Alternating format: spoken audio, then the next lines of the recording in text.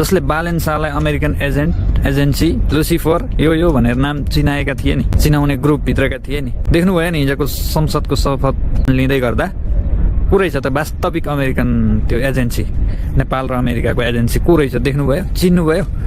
तपाईँहरूकै नेता, देशप्रेमी नेता होइन त, बालेन्सा भन्दा वरिष्ठ देशप्रेमी हर्क साम्पाङ। देख्नुभयो होइन? विश्वास लागेन? यो फोटो हेर्नुहोस्, यहाँ स्पष्ट देखिएको छ यो फोटोमा। उनले हाम्रो देशको नेपालकै मात्र फ्ल्याग भएको झन्डा लगाउँथे भने त स्वाभाविक नर्मल त्यो गौरवित कुरा हुन्थ्यो। तर यहाँनिर त छ नेपाल प्लस अमेरिका। हो यिनले कहाँबाट के को अवार्डमा लिएका थिए, कताबाट पाएको थिए त्यो चाहिँ थाहा भएन। अनि देखियो नि अमेरिकासँग मिलाप कसको रहेछ राम्रो।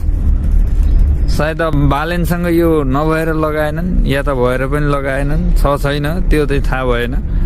अहिलेको समयमा बालेन्सा उनी काठमाडौँको भए पनि पूर्वबाट जितेको थिए ले अर्को यो के हो लगाएको छन् नि, यसको ठ्याक्कै नाम त मलाई पनि थाहा छैन।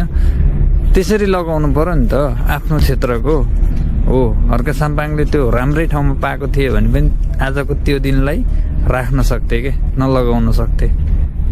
अमेरिकन एजेन्ट त अब हर्क साम्पाङ पो देखिए त।